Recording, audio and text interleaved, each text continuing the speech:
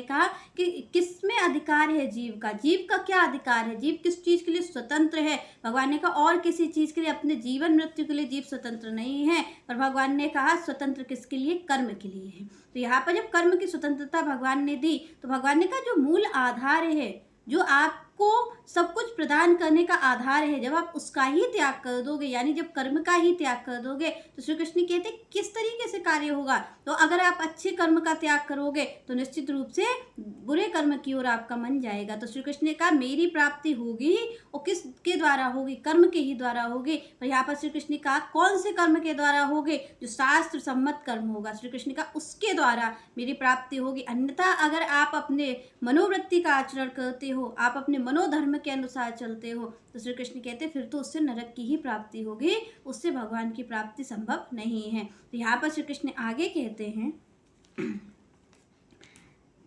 मत चित्तः सर्व दुर्गाणि मत प्रसादात् तरिष्यसि अथ चेत त्वम अहंकारात् न श्रूयसि न विनिश्चिति। भगवान ने कहा कि यदि तुम मेरी बात मानोगे, भगवान अर्जुन से कह रहे हैं कि यदि तुम मेरी बात मानोगे, शास्त्र सम्मत चलोगे, तो श्री कृष्ण कहते हैं ये कर्म करते करते इस भवसागर को लांघ जाओगे।